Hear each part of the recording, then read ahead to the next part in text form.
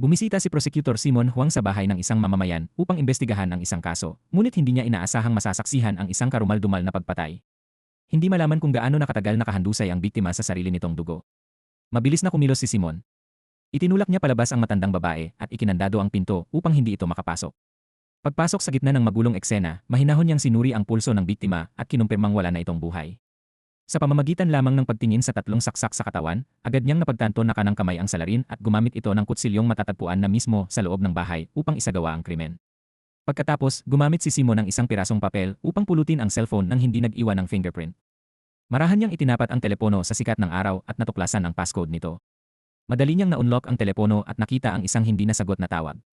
Agad niya itong tinawagan pabalik.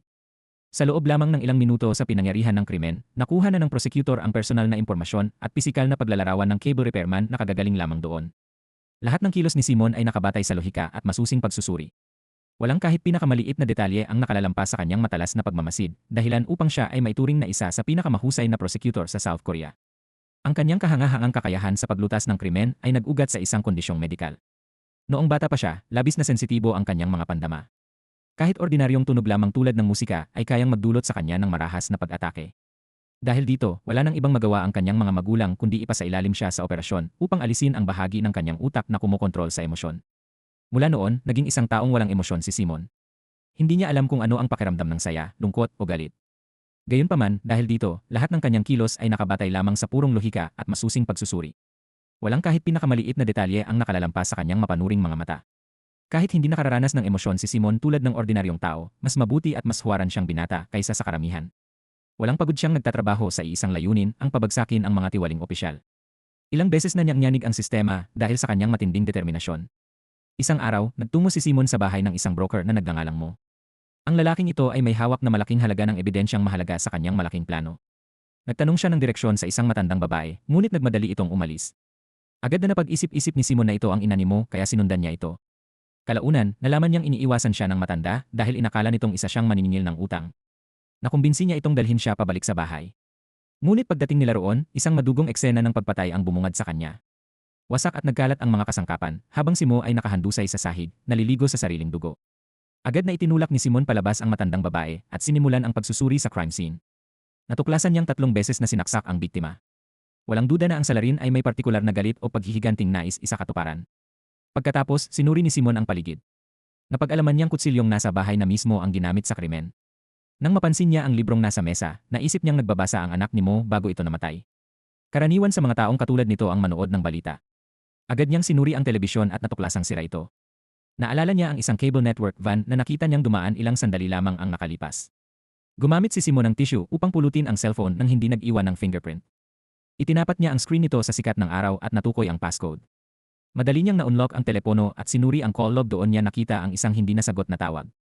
Tinawagan niya ito pabalik at nakumpirmang mula nga ito sa kumpanya ng cable, eksaktong tulad ng kanyang hinala. Dahil dito, nakuha niya ang pagkakakilanlan at itsura ng repairman na bumisita sa bahay. Pagsapit niya sa labas, dumating na ang mga pulis.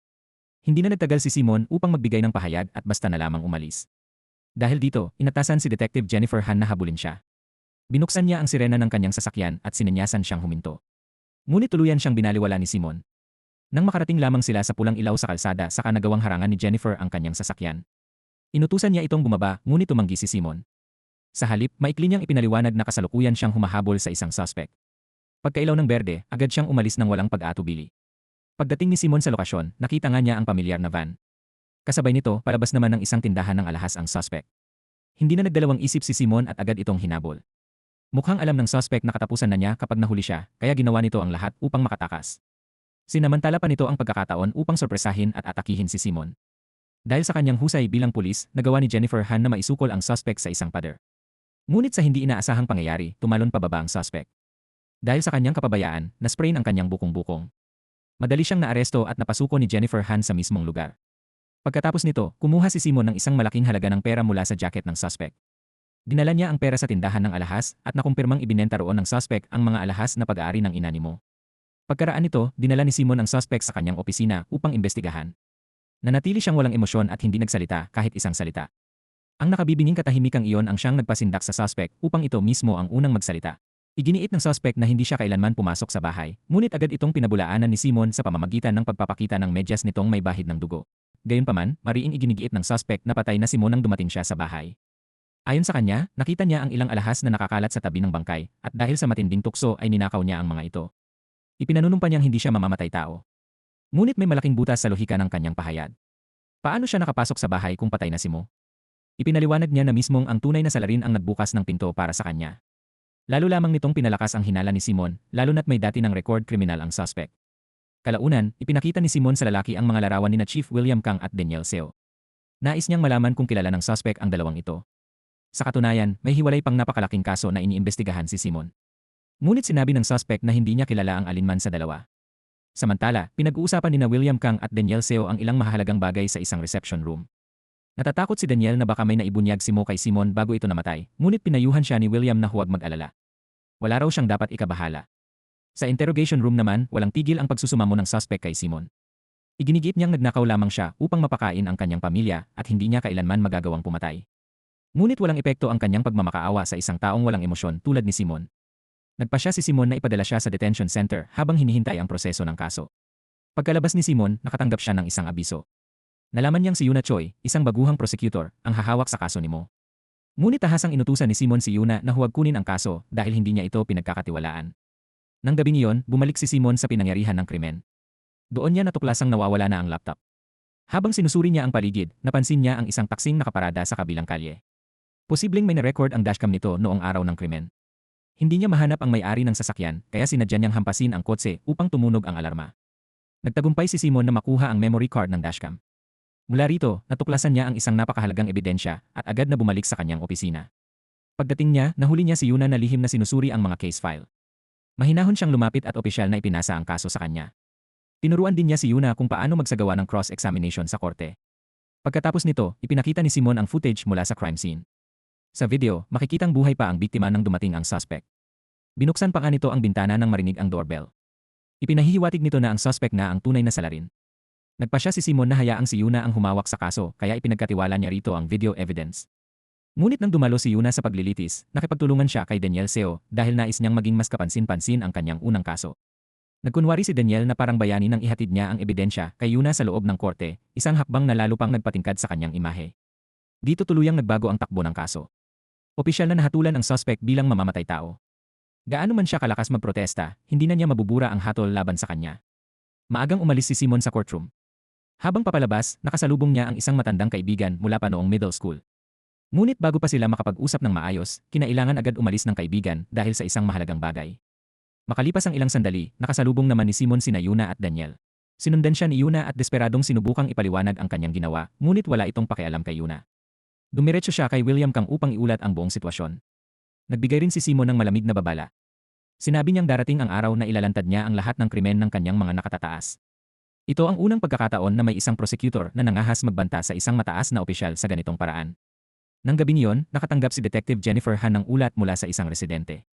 May taong brutal na pumatay sa kanilang aso at inilibing ito sa bakuran. Ayon sa may-ari ng bahay, ang araw na pinatay si Mo ay siya ring araw na nawawala ang kanilang aso. Tumanggi si Jennifer na paniwalaang nagkataon lamang ito kaya siniyasat niya ang paligid. Natuklasan niyang ang pinaglibingan sa aso ay nasa likod lamang ng bahay ni Mo.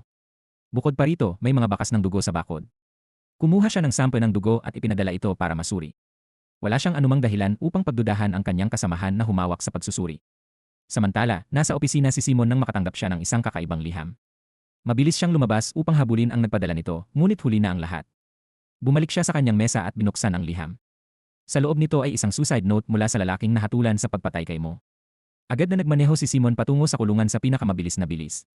Ngunit pagdating niya roon, patay na ang bilanggo. Ayon sa gwardiya ng kulungan, ginamit umano ng lalaki ang sarili niyang kamiseta upang magbigti. Maingat na sinuri ni Simon ang bangkay. Nang makumpirma niyang tunay ng patay na ito, saka lamang siya umalis. Sa kanyang paglabas, nakasalubong niya ang asawa ng namatay. Humahagulgol ito sa sakit at paulit-ulit na hinihinging ibalik sa kanya ang kanyang asawa. Pinigilan ni Simon ang babae at tinanong kung bakit siya nito pinadalhan ng liham. Ibinunyag ng babae na gusto lamang takutin ng kanyang asawa si Simon. Hindi raw talaga nito balak magpakamatay. Pagkarinig nito, agad na umalis si Simon. Dahil sa mga pangyayaring naganap sa araw na iyon, nagsimula siyang maghinalang may manipulasyong nangyari sa ebidensya. Ngunit mariing iginiit ng mga tauhan na tunay at walang bahid ng pandaraya ang lahat ng ebidensya. Gayunpaman, pakiramdam ni Simon ay kailangan niya itong beripikahin ng personal. Kaya dali-dali siyang nagtungo sa himpilan ng pulisya. Habang nasa daan, naalala niya ang isang pangyayari noong buhay pa si Mo sa isang business trip. Minsan niyang nakita si Mo kasama ang isang batang babae sa harap ng isang hotel. Noong panahong iyon, wala siyang pinaghinalaan. Ngunit nang mag-check-in siya sa hotel, nalaman niyang ang buong ika-10 palapag ay eksklusibong nakalaan para sa mga prosecutor. Pagpasok niya sa elevator, napansin niyang pinindot din ng babae ang buton para sa ika-10 palapag. Dahil dito, nagsimula siyang magtanong kung sino talaga ang babae. Palihim niya itong sinundan, ngunit napakaingat nito at paulit-ulit na lumilingon sa likuran kaya hindi niya nalaman kung saan ito nagtungo. Makalipas ang ilang oras, nakasalubong niya si William Kang sa lobby. Napansin niyang magulo at mamantika ang buhok ni William. Agad niyang napagtanto na bumisita ang babae sa silid nito. Pagbalik sa kasalukuyan, pumasok si Simon sa istasyon ng pulisya at nakasalubong si Jennifer Han sa pasilyo. Tinanong siya ni Jennifer kung ano ang sadya niya roon. Sumagot si Simon na nais niyang makita ang evidence storage room. Kusang loob siyang sinamahan ni Jennifer. Muling sinuri ni Simon ang cellphone ni Mo. Napansin niya ang isang numero na nakasave sa pangalang LCJ. Mukhang nahanap na niya ang sagot na hinahanap niya kaya agad siyang umalis. Hindi nagtagal, mabilis na kumalat sa buong bansa ang balita tungkol sa pagpapakamatay ng nahatulang suspect. Naniniwala ang publiko na itinulak ng prosekusyon ang isang inosenteng tao tungo sa kamatayan.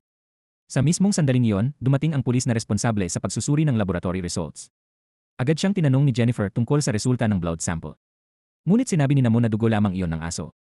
Hindi naniwala si Jennifer kaya siya mismo ang nagsuri sa resulta. Doon niya natuklasan na ang dugo ay kay Mo. Kasabay nito, nagsagawa ng press conference si Yuna. Mariin niyang ipinahayag na wala siyang ginawang mali at ang trahedya ay bunga lamang ng pagsisinungaling at pagtangging umamin ng suspect. At sa ganoong paraan, bigla na lamang isinara ang kaso. Nang hapong iyon, hinanap ni Jennifer Han si Simon. Tinanong ni Jennifer Han kung minanipula ba ng prosekusyon ang ebidensya at kung bakit kinailangang magsinungaling ni Mo tungkol sa resulta ng DNA test. Ipinaliwanag ni Simon Huang kay Jennifer na malalim ang pagkakasangkot ni Mo sa maraming matataas na opisyal ng gobyerno. Dahil dito, malaki ang posibilidad na isa sa kanila ang tunay na mamamatay tao. Dahil nais ni Mo na umiwas sa gulo, sadyang itinago nito ang tunay na resulta ng pagsusuri. Muling binanggit ni Simon ang nawawalang laptop.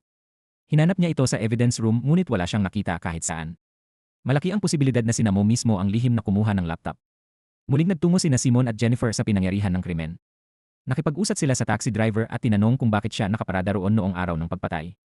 Ikinuwento ng driver na may pasaherong nagsampa ng reklamo laban sa kanya kaya nasuspinde siya sa trabaho sa mismong araw ng krimen. Pagkarinig nito, agad nilang napagtanto na may kahina-hinalang nangyayari. Pagkatapos, sinuri ni Simon at Jennifer ang eskinita sa tabi ng bahay. Napag-isip-isip nilang maaaring umakyat sa pader ang salarin upang makapasok sa bahay ni Mo. Inutusan ni Simon si Jennifer na alamin kung sino ang nagsampa ng reklamo laban sa taxi driver habang siya naman ay muling pumasok sa bahay upang ipagpatuloy ang pagsusuri. Ginamit ni Simon ang kanyang pambihirang kakayahan sa pagsusuri upang muling buuin sa kanyang isip ang buong krimen. Inilagay niya ang sarili sa posisyon ng mamamatay tao at pinag-aralan ang bawat galaw nito. Bawat senaryo ay maingat niyang tiniming gamit ang stopwatch upang makita kung tumutugma ito sa aktwal na oras ng pangyayari. Matapos ang ilang ulit na simulasyon, naging lubos na sigurado si Simon na patay na si Mo bago pa man dumating ang repairman. Kung ganoon, sino ang taong nakita sa bintana? Pagkatapos nito, sinabi ni Simon kay Jennifer na kung hindi siya nahuli ng dating dumating noong araw na yon, maaaring siya mismo ang naituro bilang mamamatay tao. Posibleng isa na rin siya ngayong target ng tunay na salarin. Pagbalik ni Jennifer, gumawa siya ng matapang na desisyon na isiwalat sa publiko ang buong pangyayari. Agad itong nagdulot ng matinding kontrobersya. Sunod-sunod na binatikos ng publiko ang pulisya at ang prosekusyon. Kasabay nito, napunta rin sa sentro ng atensyon ng media si Yuna Choi dahil siya ang prosecutor na direktang humawak sa kaso. Si Simon naman ay nanatiling kalmado at walang pakialam. Pagdating niya sa opisina, nakita niya si Daniel Seo na nagtitipon ng mga escort upang tanungin. Agad niyang nakilala ang babaeng nakita niya noon sa hotel. Gumawa siya ng dahilan upang makapasok sa opisina ni Daniel at maghanap ng mga dokumento. Ngunit kalagitnaan pa lamang ay dumating si Daniel at hinarangan siya. Tahimik na lamang na umalis si Simon. Kahit nahuli siya, wala na itong saysay dahil nakita na niya ng malinaw ang mukha ng babae. Nang gabing iyon, nakita ni Simon si Yuna na mag-isang umiinom sa isang street stall. Ikinuwento nito na ang kanyang ama ay dating ministro. Noon ay pinagtaksilan umano ito ng tanggapan ng prosekusyon, kaya galit na galit ito sa ideyang maging prosecutor ang kanyang anak. Ngunit nanindigan si Yuna na tahakin ang landas na yon dahil tunay siyang may malasakit at passion para rito. At ngayon, sinalubong siya ng isang napakalaking trahedya. Halos tuluyan ng masira ang kanyang karera. Kilalang hindi marunong magbigay ng emosyonal na suporta si Simon, kaya ilang salita lamang ang kanyang sinabi bago siya umalis. Ngunit kinabukasan, hindi inaasahang lumabas siya sa live national television. Inamin niyang siya ang pangunahing responsable sa kaso at si Yuna ay nagsilbi lamang bilang kinatawan. Mariin niyang ipinahayag na hindi peke o minanipula ang video footage. Ngunit ang taong nakita sa bintana ay hindi ang biktima kundi ang tunay na mamamatay tao. Nangako siya sa publiko na personal niyang mahuhuli ang tunay na salarin sa loob ng 2 buwan. Dahil sa kanyang matapang na pahayag, umani siya ng malakas na palakpakan mula sa buong audience. Napanood din ni Yuna at ng kanyang pamilya ang nasabing panayam. Pagkatapos ng interview, hinanap ni Simon si Jennifer upang magtungo sila sa bahay ng ina ni Mo. Ibinunyag ng matanda na isang araw bago ang pagpatay ay may nakaaway si Mo sa telepono. Pagkatapos noon ay umalis ito ng bahay at nang makabalik ay galit na galit. Malaki ang posibilidad na nakipagkita si Mo sa kanyang magiging mamamatay tao noong araw na yon. Umalis si Simon upang ipagpatuloy ang investigasyon habang naiwan si Jennifer kasama ang ina ni Mo. Dinala pa niya ang matanda sa sarili niyang bahay upang pansamantalang matuluyan dahil aktibong crime scene pa rin ang bahay nito. Nang bumalik si Simon sa opisina, naghihintay na roon si Yuna. Nagpasalamat ito dahil tinulungan siya nitong makaligtas sa matinding pagbatikos ng media. Makalipas ang ilang sandali, nakatanggap si Simon ng tawag mula kay Jennifer. Ipinaalam itong may tumawag kay Mo mula sa isang community service center isang araw bago ang pagpatay. Biglang namutla si Yuna nang marinig ang impormasyong iyon. Agad silang nagtungo sa community center upang hanapin ang security footage. Ngunit nabura na ang lahat ng recording. Wala nang ibang magawa si Simon kundi balikan ang CCTV footage mula sa lugar kung saan nakatira si Mo. Kinuwenta niya na eksaktong 32 minuto ang ginugol ni Mo mula nang umalis hanggang sa makabalik ito. Napansin din niya na may hawak itong baso ng kape na may logo ng kuneho. Kinabukasan, sinundan ni Simon ang rutang dinaanan ni Mo batay sa loob ng 32 minutong iyon. Natukoy niya kung hanggang saan maaaring nakarating ang biktima. Isa-isa niyang sinyasat ang mga kalapit na coffee shop. Partikular niyang hinanap ang may logo ng kuneho. Nagpakita si Simon ng matinding tiyaga habang iniisa-isang suriin ang bawat coffee shop at tanungin ang lahat ng maaaring may alam. Sa wakas, natagpuan niya ang Rabbit Coffee Shop. Ngunit dahil matagal na ang lumipas, wala na sa sistema ang footage ng araw na yon. Sinabi ng may-ari na kukontakin niya ang empleyadong nakaduty noon upang humingi ng karagdagang impormasyon. Samantala, nakikipag-usap si William Kang sa kanyang biyenan. Nais ni William na agad nang patahimikin si Simon, ngunit naniniwala ang kanyang biyenan na hindi na ito kinakailangan. Para sa kanya, kung mabibigo si Simon na mahuli ang mamamatay tao, kusa na lamang siyang lulubog sa galit ng publiko. At gaya ng inaasahan, bago pa man kumilos si William, may iba nang gumawa ng maruming trabaho para sa kanya. Nagsimulang kumalat sa internet at sa mga programa sa balita ang mga chismis na dating bully si Simon noong nag-aaral pa siya. Ayon sa mga ulat, madalas daw niyang bugbugin ang kanyang mga kaklase ng walang dahilan kaya palipat-lipat siya ng paaralan. Maging ang pamilya ni Simon ay hinanap ng mga reporter. Ngunit walang nakaalam na dulot lamang iyon ng kanyang kondisyong medikal at tuluyan itong nawala matapos ang operasyon sa kanyang utak. Hindi pinansin ni Simon ang lahat ng chismis at usap-usapan. Sa halip, nakipagkita siya sa empleyado ng Rabbit Coffee Shop upang ipagpatuloy ang kanyang investigasyon. Labis siyang nagulat nang malaman na si Yuna ang taong nakipagkita kay Mo noong araw na yon. Gayunpaman, malabong siya ang mamamatay tao dahil mas mababa ang kanyang tangkad kumpara sa siluetang nakunan sa video. Ngunit hindi ibig sabihin nito na wala na siyang kinalaman sa kaso. Naalala ni Simon na ang ama ni Yuna ay dating ministro. Minsan itong nasangkot sa isang iskandalong may kinalaman sa umano'y pagtanggap ng suhol na nagkakahalaga ng 800 milyong won at si Mo ay malalim na sangkot sa usaping iyon. Posibleng pinatay ni Yuna si Mo upang ipaghiganti ang kanyang ama. Pagbalik ni Simon sa opisina, nadatnan niyang nakatulog si Jennifer Han sa conference room. Hinintay niya itong magising bago sila nag-usap. Sinabi ni Jennifer na bumalik siya sa crime scene upang magsagawa ng karagdagang investigasyon. Natuklasan niyang napakadaling sirain ang telebisyon. Kailangan lamang alisin ang memory card nito. Mas mahalaga pa rito, wala ni isang fingerprint ang natagpuan sa memory card. Malinaw na sadyang binura ng mamamatay tao ang lahat ng bakas na maaaring magturo sa kanya. Malinaw na ang bawat galaw ay maingat na pinagplanuhan. Nagtago ang mamamatay tao sa loob ng aparador at hinintay munang dumating ang repairman bago pinatay si Mo sa eksaktong sandaling iyon. Bukod dito, napakaingat din ang pagpili ng mamamatay tao sa taong pagbibintangan. May dati ng criminal record ang repairman, kaya siguradong agad siyang iisipin ng lahat bilang mamamatay tao. Nasa kalagitnaan ng pag-uusap sina Simon at Jennifer nang ipatawag sila sa isang meeting, kaya naputol ang kanilang diskusyon. Napansin ni Simon na kahina-hinala ang ikinikilos ni Daniel Seo, kaya tahimik niya itong sinundan. Layunin niyang malaman ang tunay na pakain ni Daniel. Sinundan siya ni Simon hanggang sa isang karaoke bar, ngunit hanggang sa ibaba lamang siya maaaring maghintay. Hindi inaasahan, nakita niya ang isang babaeng pamilyar ang mukha.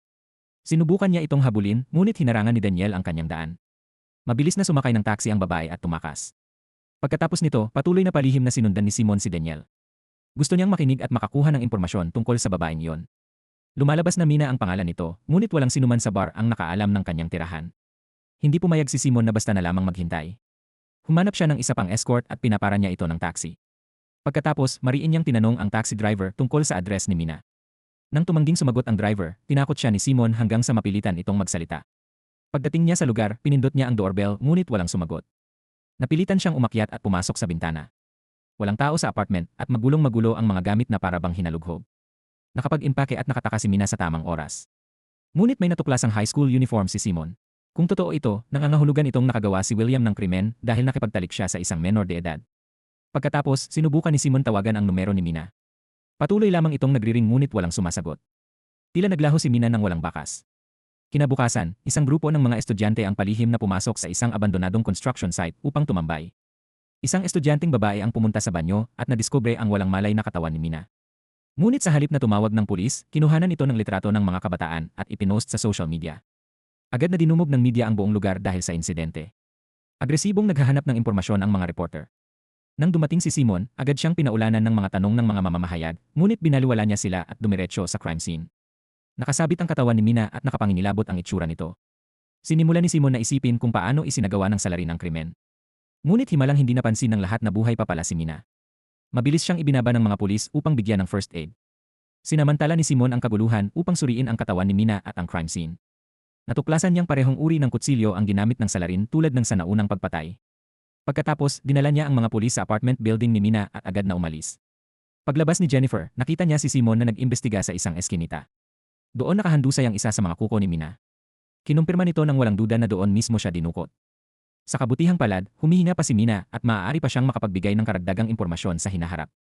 Kinabukasan, hinanap ni Jennifer ang ina ni Mina upang tanungin, ngunit sinabi ng ina na kasalukuyang nag-aaral sa ibang bansa ang kanyang anak.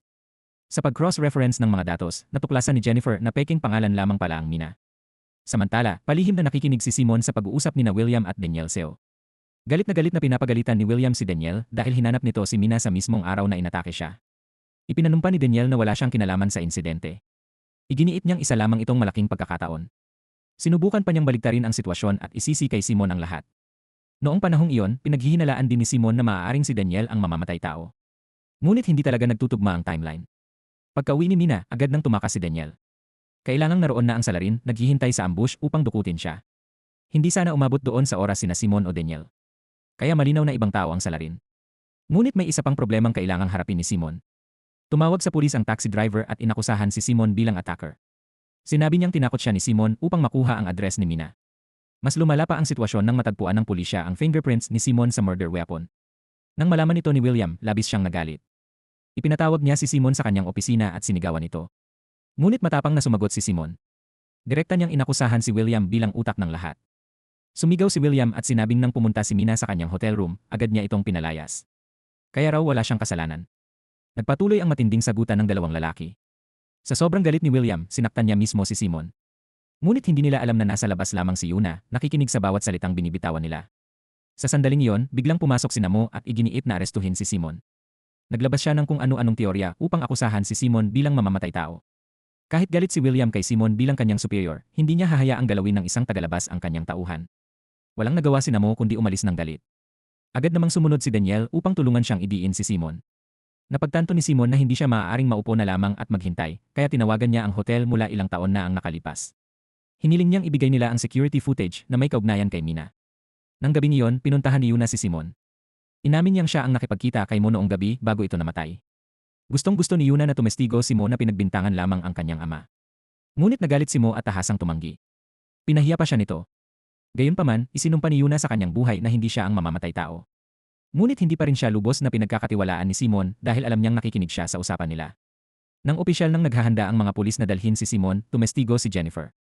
Sinabi niyang nakita niya mismo si Simon na hawak ang kutsilyo upang maingat na i-reenact ang crime scene. Dahil dito, tuluyang gumuho ang planong idiin siya. Kalaunan, ibinunyag ni Jennifer na natukoy niya ang tunay na paaralang pinapasukan ni Mina. Natuklasan niyang senior ni Mina sa paaralan ang anak ni Mo. Nasa labas si Danielle at palihim na nakikinig, ngunit biglang tumunog ang cellphone sa kanyang bulsa. Nagulat siya at nagmamadaling umalis. Gayunpaman, narinig pa rin ni Danielle ang mahalagang impormasyon. Habang nasa elevator, napansin ni Simon ang amoy ng pabango kay Danielle na nakasuot din ng mask at sunglasses. Agad niyang napagtanto na tinakpan ni Danielle ang kanyang mukha upang palihim na makipagkita sa isang babae. Pagkatapos nito, nagkita sina Simon at Jennifer. Sinabi ni Jennifer ang kanyang hinala na maaaring ang sarili niyang commanding officer ang tunay na salarin. Pagkarinig nito, ipinakita lamang ni Simon ang isang video clip na katatanggap niya lang. Malinaw na ipinakita sa footage na matapos lumabas si Mina sa kwarto ni William, dumiretso siya sa chief of police at nagkaroon sila ng napaka-intimate na kilos. Labis na nabigla si Jennifer at hindi siya makapagsalita. Hindi niya kailanman inakala na ang sarili niyang commanding officer ay maaaring maging ganoong klaseng halimaw. Nagkasundo silang pansamantalang itago muna ang napakalaking sikretong ito. Kalaunan, habang naglalakad sila pabalik, biglang napahinto si Simon. Narinig niya ang isang pamilyar na ringtone.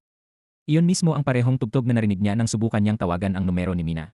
Pagkarinig nito, naalala ni Jennifer ang pagkakataong palihim na nakikinig si Danielle sa usapan noon. Eksaktong kaparehong ringtone ang narinig niya noon. Dahil dito, napagtagni-tagni nila ang katotohanan, si Daniel ang may hawak ng cellphone ni Mina. Upang makumpirma ito, agad nagtungo sina Simon at Jennifer sa opisina ng prosekusyon. Tinawagan ni Simon ang numero ni Daniel upang subukan ang kanyang hinala. At tama nga siya. Tumulog ang cellphone na nakatago kay Daniel gamit ang parehong ringtone. Ngunit wala silang legal na basehan upang kunin ito sa pamamagitan ng puwersa. Kaya kinailangan ni Simon na mag-isip ng ibang paraan. Nagpunta sila ni Jennifer sa hostess bar na madalas puntahan ni Daniel. Napansin ni Simon na gumagamit ng isang partikular na pabango ang may-ari ng establishmento. Ito rin ang eksaktong amoy na naamoy niya kay Daniel noon. Agad niya itong pinatawag sa isang pribadong silid upang kausapin. Matapos ang walang tigil na pagtatanong, umamin ang babae na siya ang nagbigay kay Daniel ng address ni Mina. Pinatunayan ng testimonya niyang nagtungo nga si Daniel sa apartment ni Mina at kinuha ang cellphone nito.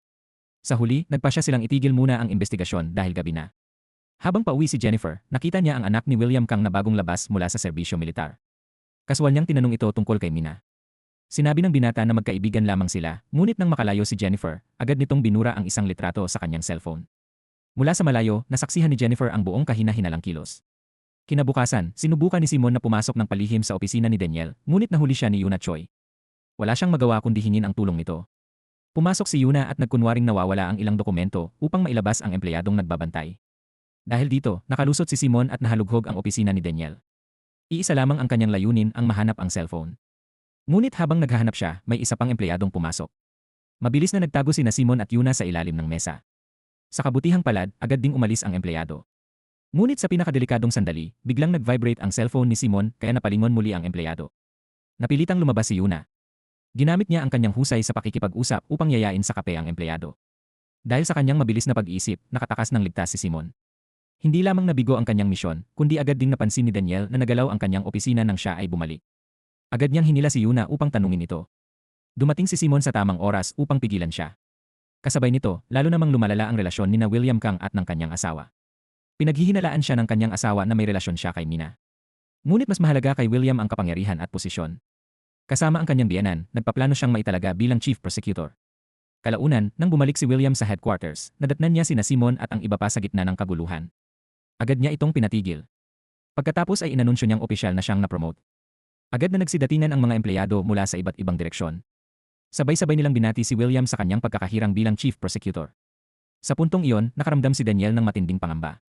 Kahit nagtatrabaho siya para kay William, alam niyang maaari siyang isakripisyo anumang oras. Dahil dito, desperado siyang sirain ang cellphone ni Mina. Pinagpira-piraso niya ito at palihim na umalis ng headquarters. Nang makita ito ni Simon, agad niyang tinawagan si Jennifer. Inutusan niya itong lihim na sundan si Daniel. Pagdating ni Jennifer sa bahay ni Mo, sa bintana lamang siya nakamasid kaya hindi niya lubos na nakita ang ginagawa ni Daniel sa loob. Nang makitang lumabas ito, agad siyang sumakay muli sa kanyang sasakyan at ipinagpatuloy ang pagsunod. Sa huli, huminto si Daniel sa isang tulay at bumaba ng sasakyan. Papatapon na sana niya ang cellphone sa ilog nang harangin siya ni Jennifer. Inutusan niya itong ibigay ang hawak nito. Ngunit ikinagulat niya nang malaman na isang kahalamang pala ng sigarilyo ang laman nito. Nagkunwaring galit at insultado si Daniel. Tinanong pa niya si Jennifer kung bakit siya sinusundan nito. Pagkatapos ay umalis siya upang maghanap ng ibang lugar kung saan niya maitatapon ang tunay na cellphone. Huminto siya sa tabing ilog. Kampante siyang tuluyan na niyang nailigaw ang mga sumusunod sa kanya. Hindi niya alam na sinusundan siya ng assistant ni Jennifer mula pa noong una. Habang nakikipagtalo si Daniel kay Jennifer, pinagmamasdan naman ni Assistant Kim ang lahat mula sa malayo. Sa kasamaang palad, hindi niya nakita ang eksaktong sandaling itinapon ni Daniel ang cellphone. Kalaunan, lumusong sina Assistant Kim at Jennifer sa malamig na ilog upang hanapin ito. Ilang sandali pa, dumating din si Simon. Naghintay siya sa pampang habang kinukuha nila ang ebidensya. Matapos ang mahirap na paghahanap, himalang nakuha nila ang cellphone mula sa tubig. Ngunit nagduda pa rin si Simon na baka hindi iyon ang tamang telepono. Kaya siya mismo ay lumusong sa ilog upang makasiguro. Sa huli, wala na silang nakitang ibang cellphone.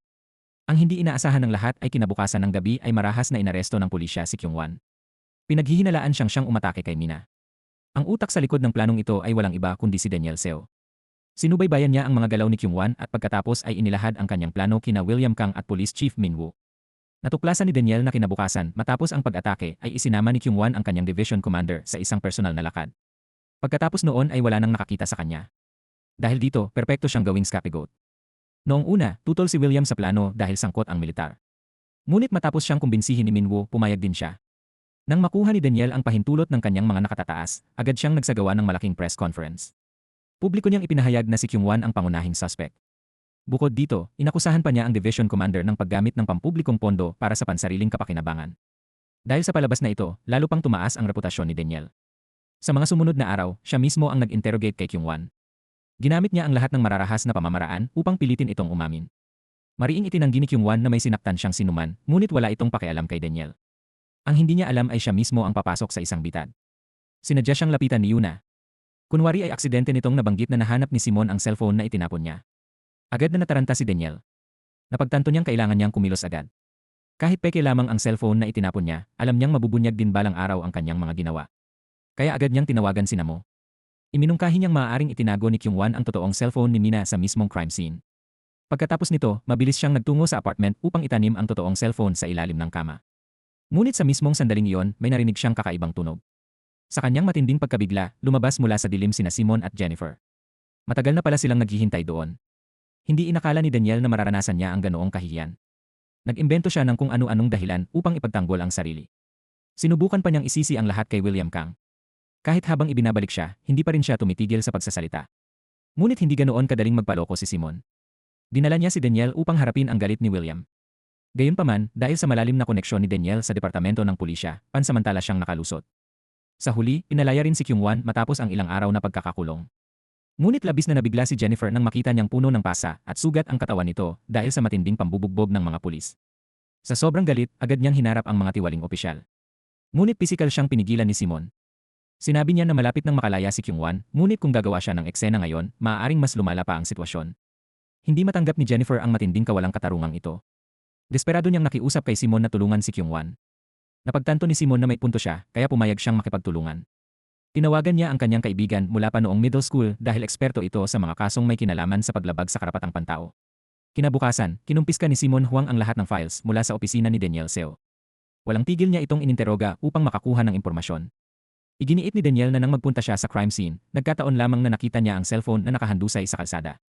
May kapal pa siya ng mukhang sabihin hinahanap niya si Mina upang protektahan ito. Ngunit alam na alam ni Simon na puro kasinungalingan ang lumalabas sa bibig nito. Samantala, inatasan si Yuna Choi na suriin ang dashcam footage mula sa sasakyan ni Daniel. Sa katunayan, pinatunayan ng video na pinulot nga ni Daniel ang cellphone mula sa kalsada. Sinabi ni Yuna kay Simon na hindi si Daniel ang mamamatay tao, ngunit matatag na iginiit ni Simon na ito ang utak na kumokontrol sa lahat mula sa likod. Dahil dito, kailangan iunan na humanap ng ibang paraan upang mapatunayan yon. Binloof niya si Daniel at sinabing may matibay siyang ebidensyang kayang magpabagsak dito. Nagkasundo silang magkita malapit sa bahay ni Mina, kung saan nagkunwari si Yuna na nais niyang makipagsanib puwersa upang pabagsakin si William Kang. Ngunit nang maramdamang nanganganib siya dahil kay Yuna, biglang nagwala si Daniel. Kinalagad niya si Yuna papunta sa isang madilim na eskinita, tila balak na tuluyan na itong patahimikin. Ngunit sa huling sandali, natauhan siya. Nang maisip niya ang mabigat na kaparusahan sa pagpatay ng isang prosecutor, pinakawalan niya si Yuna. Takot na takot si Yuna kaya dumiretso siya sa apartment ni Simon. Mariin niyang sinabi na hindi si Daniel ang mamamatay tao dahil kung siya yon, patay na sana siya ngayon. Humiram siya ng damit kay Simon dahil ayaw niyang makita siya ng kanyang ina sa ganoong kalagayan. Ngunit may isang nakakatakot na katotohanang hindi alam ni Yuna. Palihim pala siyang sinusundan ni Simon sa buong pagkakataong iyon. Nakahanda pa nga si Simon ng sandata sakaling mangyari ang pinakamasamang sitwasyon.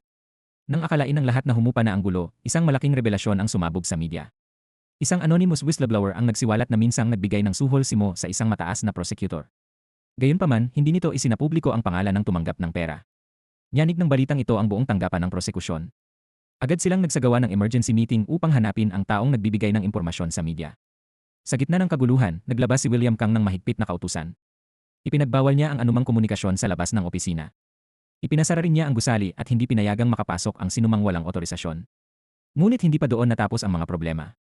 Makalipas lamang ang ilang sandali, ibinalita ng media ang tungkol sa brutal na pagpapahirap kay Kyungwan upang mapilit itong umamin sa krimeng hindi naman niya ginawa. Nag-alsa ang publiko at muling nabunyag ang madidilim na bahagi ng sistema ng hustisya. Dahil sa lumalalang kaguluhan, muling nagpatawag ng emergency meeting si William. Nag-utos siya ng malawakang internal investigation sa buong tanggapan. At si Simon ang itinalaga niyang mamuno sa espesyal na task force. Kasabay nito, nagbitiw si William Kang sa kanyang posisyon bilang chief prosecutor. Nagulat ang lahat sa biglaang desisyong ito. Labis na nagalit ang kanyang assistant na si Han. Naniniwala itong tinatakasan lamang ni William ang kanyang responsibilidad. Si Simon naman ay tinanggap ang lahat ng may nakakakilabot na kalmadong disposisyon. Agad niyang sinimulan ang investigasyon. At ang una niyang target ay walang iba kundi si Daniel Seo. Sa sobrang takot, desperadong itinago ni Daniel ang kanyang mga iligal na gamit. Ngunit sa sandaling bumukas ang pinto at pumasok si Simon, agad siyang nagkunwaring kalmado at walang problema. Pagkaalis ni Simon, mabilis siyang tumakbo papuntang banyo. Agresibo niyang isiniksik ang lahat ng kontrabando sa loob ng takip ng toilet tank. Pagkatapos ay nagpunta siya sa ibang silid at nagkunwaring kakalabas lamang doon. Dahil sa tusong plano niyang ito, walang nahanap ang search team. Nang makasiguro siyang wala ng panganib, saka lamang siya bumalik sa banyo upang kunin muli ang kanyang itinagong gamit. Kasabay nito, lumipat si Simon sa kanyang bagong command center. Bumuo siya ng isang espesyal na investigation team na tututok sa buong kaso. Ang mga miyembrong pinili niya ay alinman sa mga taong lubos niyang pinagkakatiwalaan o mga taong pinaghihinalaan niya. Kasama sa grupo ang dalawa niyang dating assistants at si Section Chief Seo-won. Kamakailan lamang ay nakatanggap si Simon ng nakakabahalang impormasyon mula sa kanyang ina. Ikinuwento nitong bumisita si Seo-won sa kanilang bahay at nagtanong tungkol sa operasyon sa utak na isinagawa kay Simon noong bata pa siya. Kasama rin sa team si Jungbon, ang kaibigan niya mula pa noong middle school na palagi niyang nakakasalubong nitong mga nakaraang araw. Kumpleto rin ang grupo ni na Jennifer Han at ng kanyang mapagkakatiwalaang assistant na si Kim. Pagkatapos ng maikling pagpapakilala, agad silang nagsimula sa trabaho. Nagpasya silang ituon ang investigasyon kay Daniel at sa buong network nito. Binigyan ni Simon ang bawat miyembro ng kani-kanilang espesipikong tungkulin. Ngunit bago pa sila makagawa ng malaking progreso, napilitan silang dumalo sa isang hapunan sa mansyon ni William Kang. Napakailang ng lahat kaya ni hindi sila makangiti. Tanging ang asawa lamang ni William ang komportableng nakikipag-usap sa kanila. Sa kasamaang palad, nakapagbitaw si Jennifer ng isang prangkang komento na nakainsulto rito. Lalo nitong pinataas ang tensyon sa silid. Dahil dito, naghanap agad ng dahilan ang buong team upang makaalis ng maaga. Pagbalik nila sa opisina, nagsagawa sila ng sarili nilang munting inuman. Kinabukasan, muling iniharap si Daniel para sa interogasyon.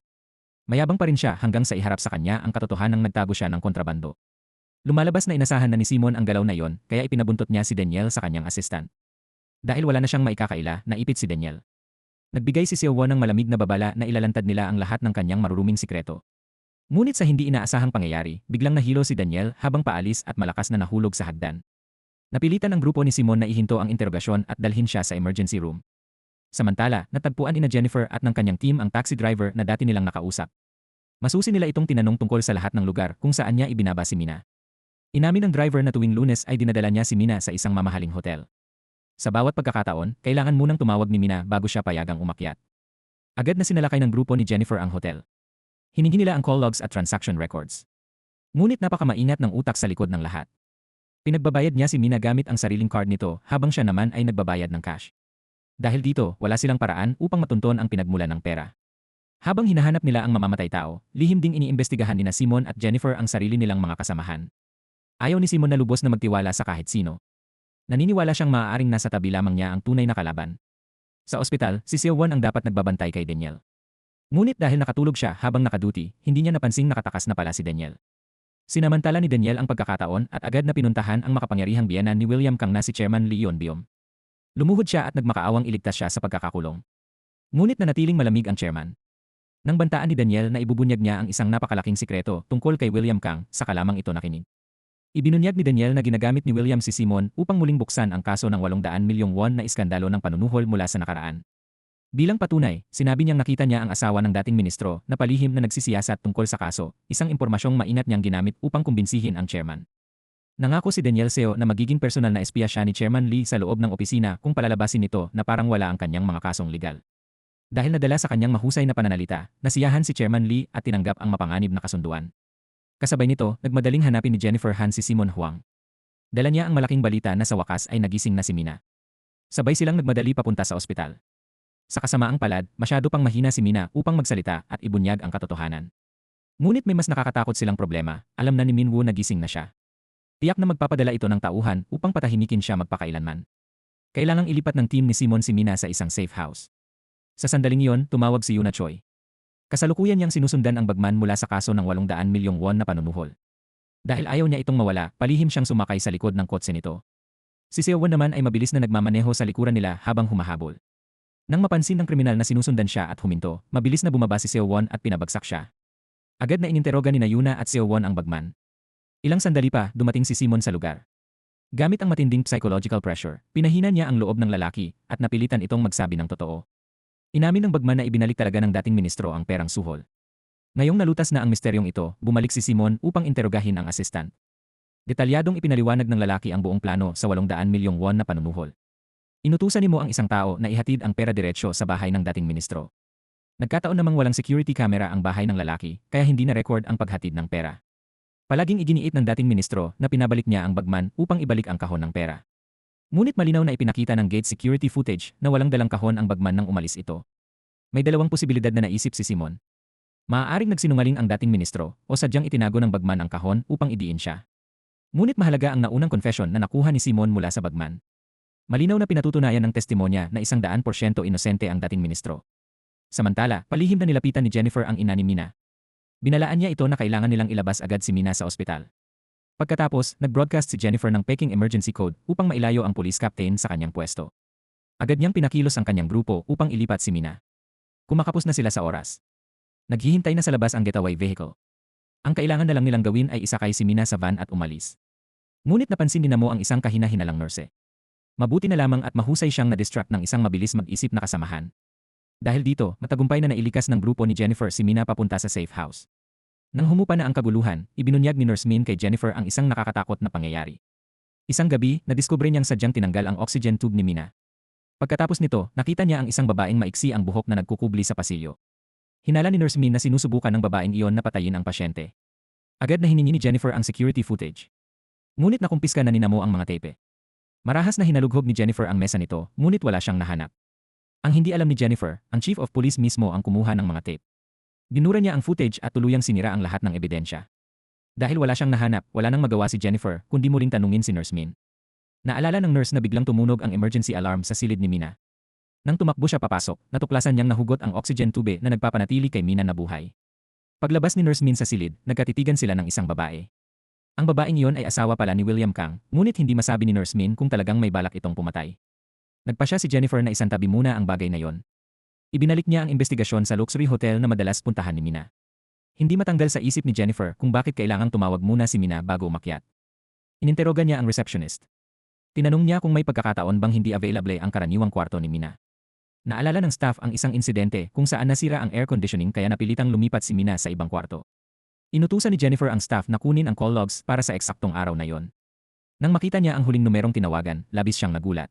Numero iyon ng Chief of Police. Doon nalaman ni Jennifer kung sino talaga ang VIP client ni Mina. Upang tuluyang mapagtibay ang ebidensya, pinakiusapan niya ang kanyang assistant na kaswal na tanungin ang personal driver ni Minwoo. Gusto niyang malaman kung saan ito pumupunta tuwing Lunes. Sinabi ng driver na dinadala niya ang chief sa isang indoor golf simulator.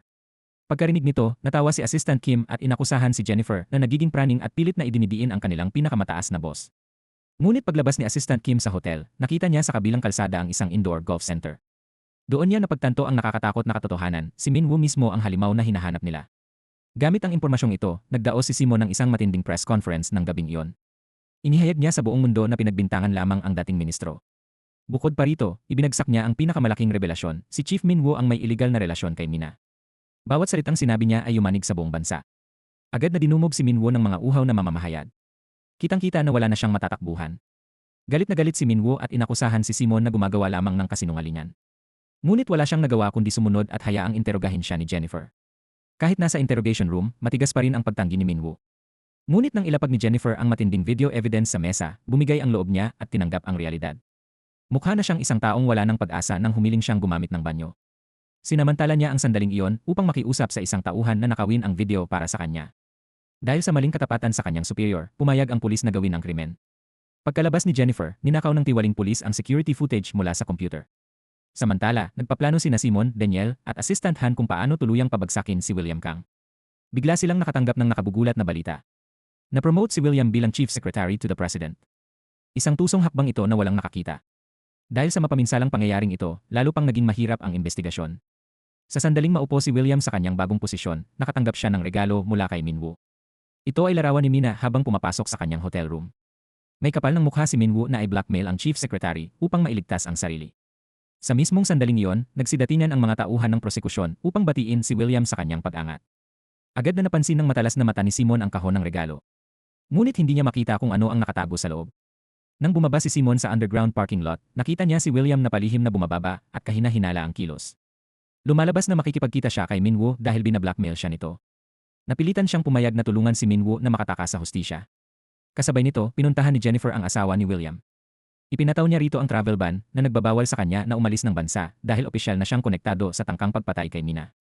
Ngunit mumiti lamang ng mapamataas ang asawa ni William. Alam niya ang totoong nangyari. Lumalabas na pumunta lamang siya sa ospital upang makita kung ano ang itsura ng kabit ng kanyang asawa. Hindi inaasahang nakita rin niya roon si Minwoo. Mula sa dilim, takot na takot niyang pinanood habang halos patayin ni Minwoo si Mina sa pamamagitan ng pagsakal at pagpigil sa kanyang paghinga. Matapos ang interogasyon, nagmaneho pabalik si Jennifer Han sa presinto. Sa kalagitnaan ng biyahe, nakatanggap siya ng agarang alerto na nasugatan si Mina, kaya agad niyang binilisan ang takbo. Sinamantala ni Namo ang pagkakataong ito at palihim siyang sinundan. Pumasok siya sa mismong sandaling sinusubukan ni Jennifer na ilipat ang pasyente. Nagsimula ang matinding agawan kay Mina sa pagitan ng dalawang pulis. Biglang lumitaw si Minwoo at itinulak palayo ang wheelchair ni Mina. Ikinandado ni Namo ang pinto, balak na bugbugin si Jennifer. Ngunit matapos siyang tamaan ni Jennifer ng ilang malalakas na suntok, napabagsak siya sa sahig at naging kaawa-awang itsura. Hindi nila alam na ang buong magulong pangyayaring ito ay perpektong inorkestra ni Simon Huang. Pinapanood niya ang live feed mula sa security room. Alam niyang dinala ni Minwoo si Mina sa rooftop. Biglang napalibutan si Minwoo at natigilan sa takot. Sumugod ang Ryot Police sa rooftop. Lumalabas na tinawag sila ni Jennifer upang ilantad ang karumal-dumal na pagkukunwari ni Minwoo sa harap ng lahat. Ang pinakamalaking twist, ang taong nakaupo sa wheelchair ay hindi pala si Mina. Ito ay isang pulis na nagkunwaring Mina. Dumating din ang tunay na Mina. Agresibo nilang tinanong ito kung sino ang nakipagtalik sa kanya. Walang pag-aalinlangan, direktang itinuro ni Mina si Minwoo. Ngayon, wala nang kasinungalingang makapagliligtas sa kanya. Kalaunan, ligtas na naibalik ang tunay na Mina sa kanyang silid, ngunit bigla siyang bumulong habang natutulog. Mabilis na inilagay ni Jennifer ang panulat at notepad sa kanyang mga kamay. Isinulat ni Mina ang dalawang numero, 0 at 7. Pagkatapos ay ibinulong niyang giniginaw siya, kahit normal naman ang temperatura ng silid. Kinabukasan, muling gumapang pabalik si Daniel Seo kay Simon at nagmakaawang makipagtulungan. Ibinunyag niyang kinuha siya ni William Kang bilang personal assistant. Isinumpa niyang magiging double agent siya at magbibigay kay Simon ng mahahalagang impormasyon. Upang patunayan ang kanyang katapatan, ibinunyag ni Daniel na kamakailan ay palihim na nakipagpulong si William sa Minister of Defense.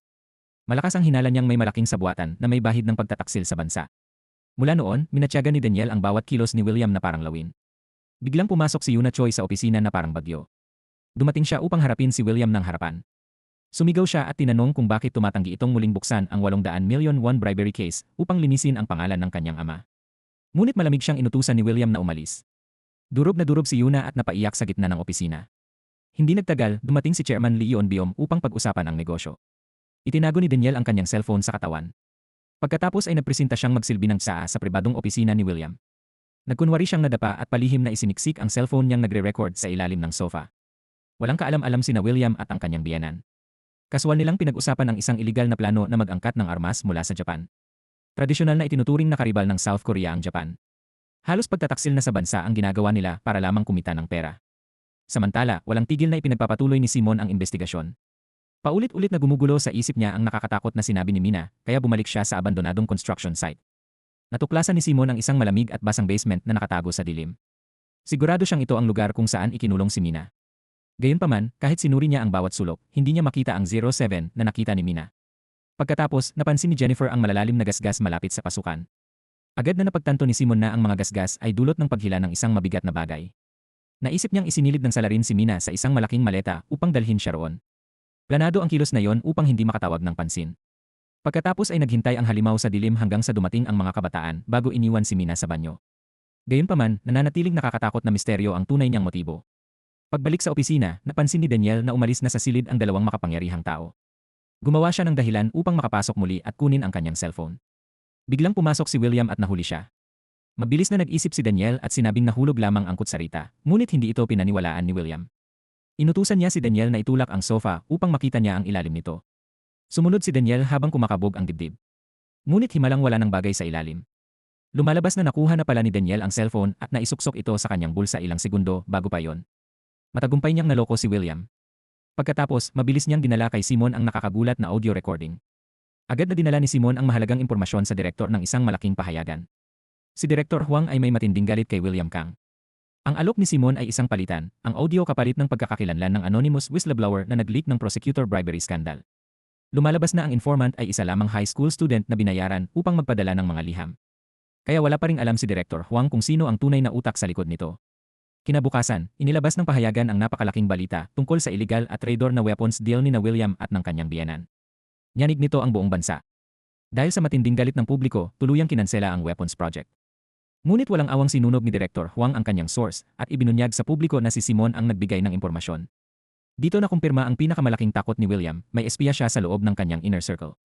Upang matukoy ang traidor, nagbigay si William ng dalawang magkaibang meeting location sa kanyang top managers, sina Daniel at Jennifer. Kung sino ang kikilos ng kahina-hinala, siya ang malalantad bilang traidor.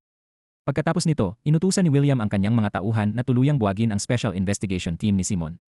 Nang matanggap ni Simon ang kautusan, sinabi niya sa kanyang grupo na manatiling matatag.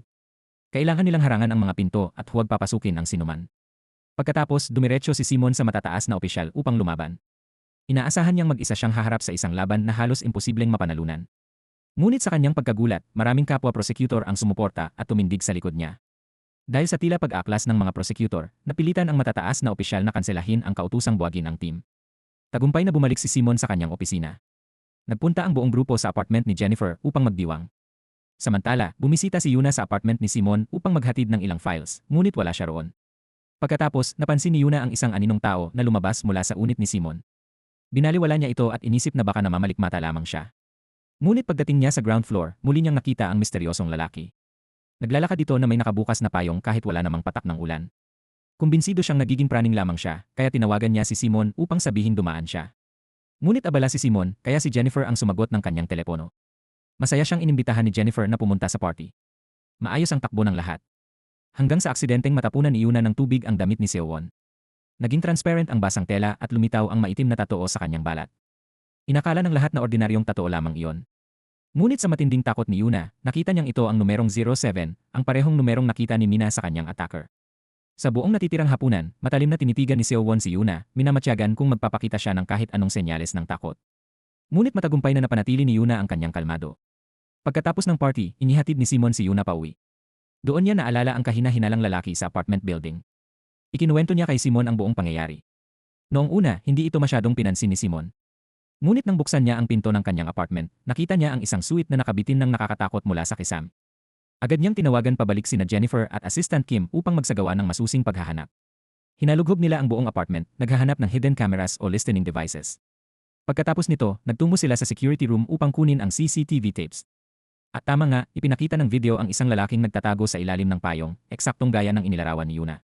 Malaki ang posibilidad na dahil isiniwalat ni Simon ang weapons deal, nagpadala ang sindikato ni William ng hitman upang magbigay ng nakakatakot na babala. Mas lumala pa ang sitwasyon ng kinabukasan, opisyal na inanunsyo sa balita na bubuwagin na ang Special Investigation Team. Layunin nitong tuluyang durugin ang kanilang kakayahang lumaban. Habang nag-impake ang lahat ng kanilang mga gamit, ramdam ang bigat ng loob sa buong opisina. Ngunit hindi ibig sabihin nito na titigil na sila sa paghahanap sa tunay na mamamatay tao. Hindi nagtagal, nagtungo si Jennifer Han sa Traffic Control Center upang subaybayan ang ruta ng pagtakas ng Umbrella Man. Sinuri niya ang daan-daang monitor, naghahanap ng kahit isang bakas nito, ngunit sa kasamaang palad, tuluyan itong nakalusot at naglaho. Pinuntahan ni Jennifer ang eksaktong lugar kung saan huling nakita sa kamera ang lalaki. Kinuha niya ang security footage mula sa kalapit na convenience store. Makikita sa video na sumakay ng taxi ang assassin. Sinundan ni Jennifer ang mga bakas hanggang sa makarating siya sa taxi company. Nakuha niya ang eksaktong lokasyon kung saan ibinaba ang lalaki. Ngunit pagdating niya roon, isang liblib at walang taong lugar ang bumungad sa kanya. Walang kahit isang kamera sa paligid. Muli na namang naputol ang trail, ngunit malayo pa sa katapusan ang bangungot. Hindi nagtagal, nakatanggap si Simon Huang ng impormasyon na matagal nang nakalabas ng ospital si Mina. Bukod pa rito, may bagong pagpatay na naganap sa dati niyang apartment. Ang biktima ay isang batang babae.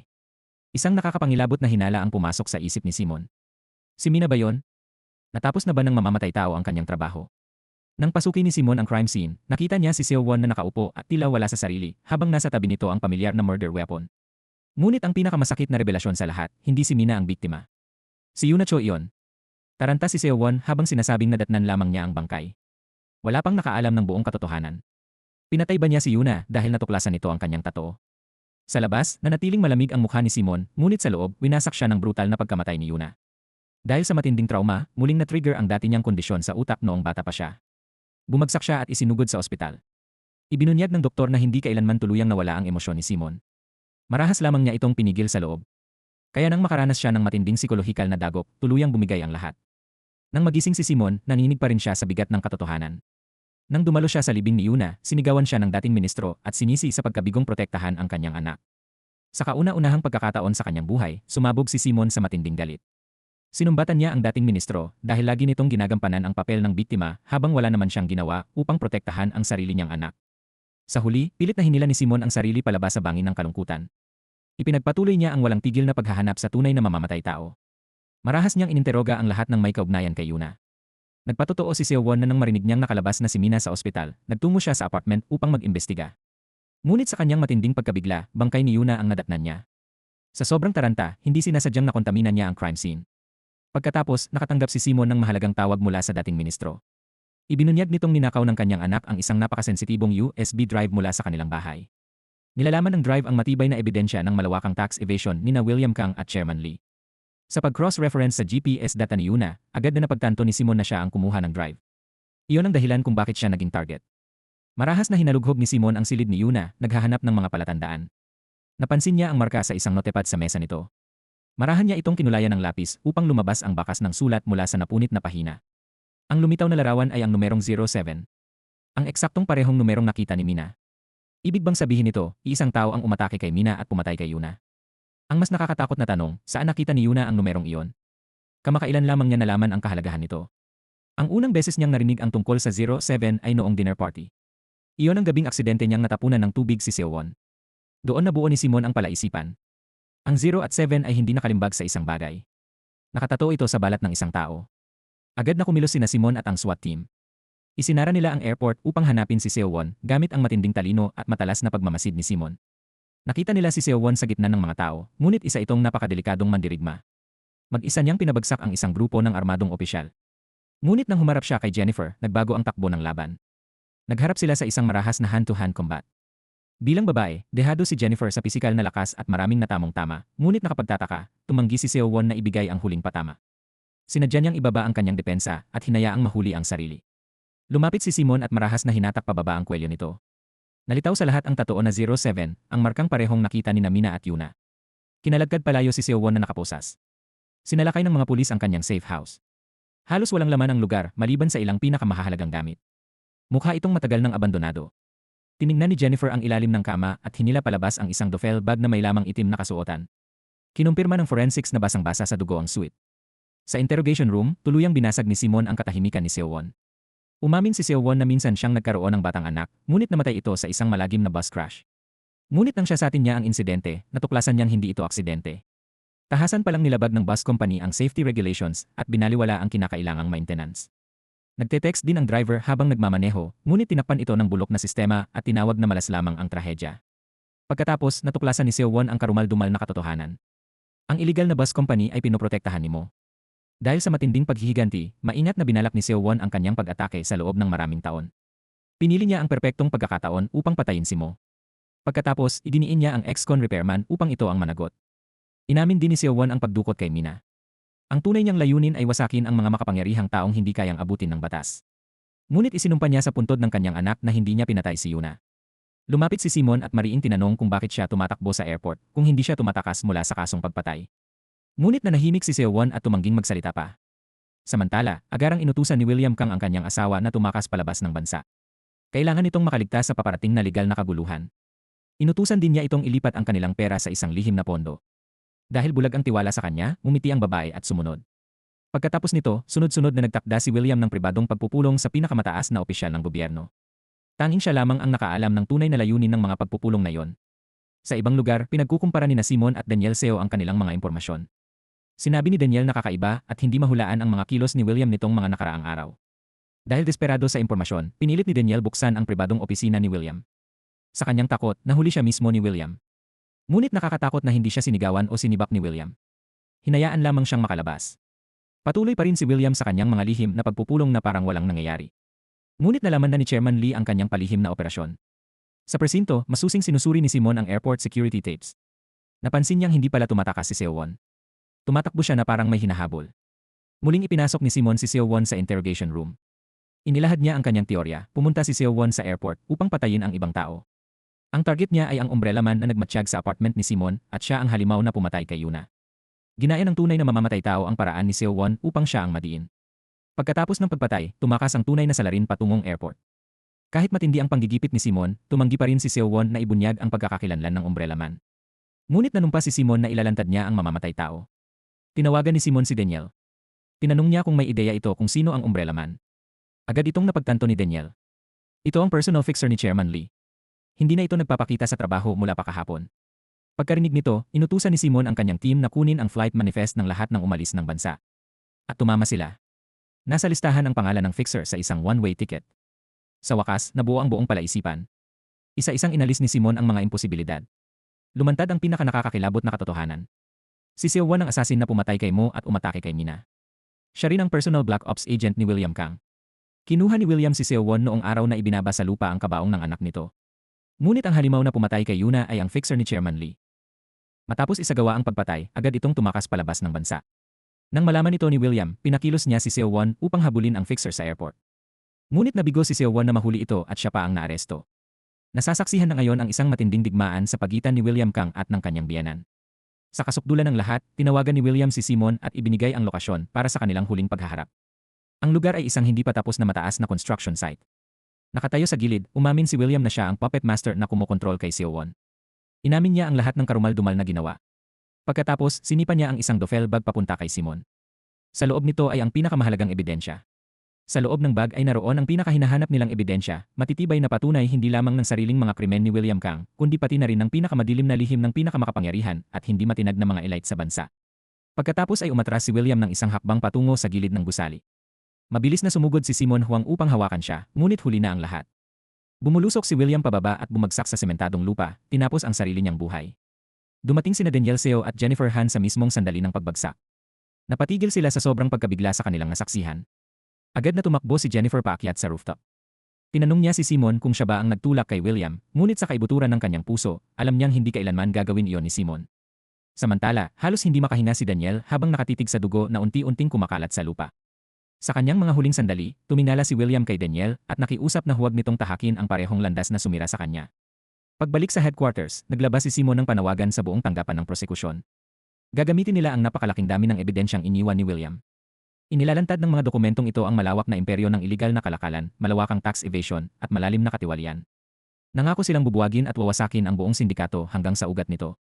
Ang sumunod na paglilinis ay nagdulot ng matinding pagyanig sa buong bansa. Dahil sa huling ginawa ni William, ang mga tila hindi matitinag na higante ng kapangyarihan at kayamanan ay tuluyang nalantad sa liwanag. Naiwan si Chairman Lee na walang depensa habang nilalamon siya ng matinding pagbatikos ng media.